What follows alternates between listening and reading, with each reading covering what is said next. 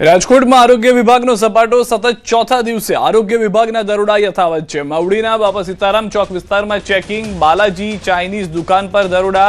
115 kilo વાસી Chinese મળી આવ્યું। ફૂડ લાયસન્સ વિના ધમધમતું હતું રેસ્ટોરન્ટ। અખાદ્ય ખોરાક મળતા આરોગ્ય વિભાગે નાશ કર્યો છે જથ્થાનો। રાજકોટ મહાનગરપાલિકાની આરોગ્ય શાખા દ્વારા સતત ચોથા દિવસે જે આરોગ્ય જે છે દરોડા પાડવામાં આવ્યા છે।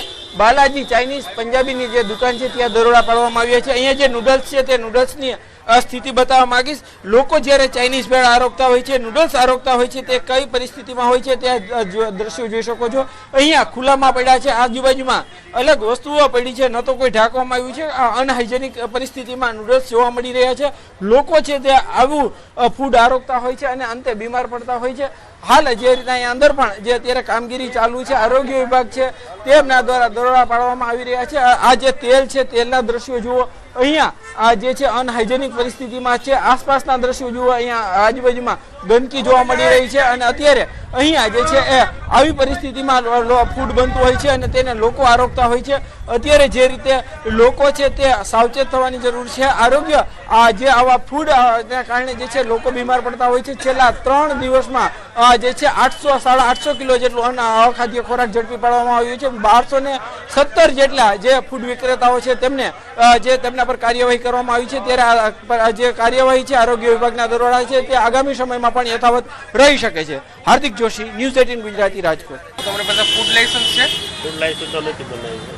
નથી તો તમને ખબર નથી કે ફૂડ લાયસન્સ લેવું જોઈએ? હા, એ તો અને આવો ખોરાક છે એ તમારા પરિવારજનોને તમે ખવડાવો? બીજાને તો ઠીક છે, તમે ખવડાવો? ના ના, સાફ સુફા થઈને જ બધું ઓલો થાય પછી બને।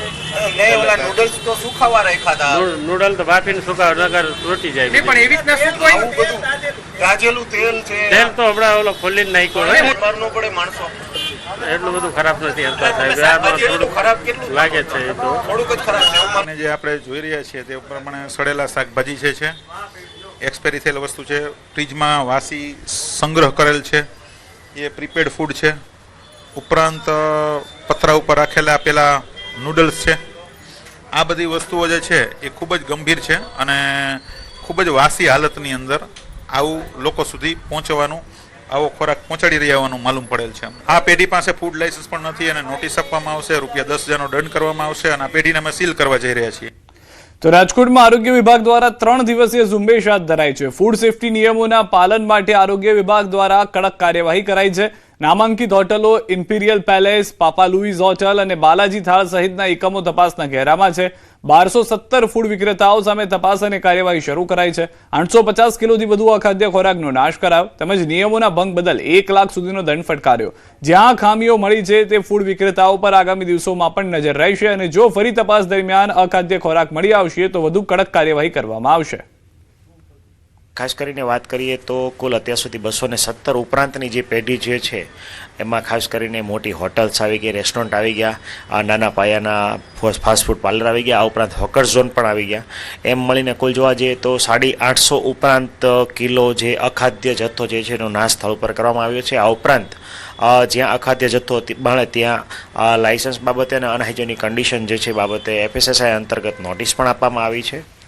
પાટણમાં ફૂડ એન્ડ ડ્રગ્સ વિભાગના દરોડા। A1 શ્રીજી ડેરી અને બનાસ બેવરેજમાં તપાસ। A1 શ્રીજી ડેરીમાંથી 180 કિલો કેરીનો જથ્થો કબજે કરાયો છે। 60 કિલો મેંગો મિલ્કશેક પણ કરાયો છે જપ્ત। બનાસ બેવરેજમાંથી પેકેજ ડ્રિંકિંગ વોટરનો નમૂનો લેવામાં આવ્યો।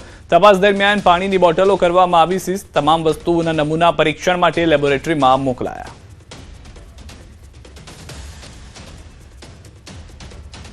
અમરેલીથી સમાચાર। ખાંભા ગીરના ગામડાઓમાં વરસાદ। ખાંભાના ગુંગવાણામાં વરસાદ વરસ્યો। ગામની શેરીઓમાં વરસાદી પાણી વહેતા થયા। ભાણિયા સહિત આસપાસના ગામોમાં વરસાદનું આગમન છે। અસહ્ય ગરમી બાદ વરસાદ પડતા વાતાવરણમાં ઠંડક પ્રસરી ગઈ છે।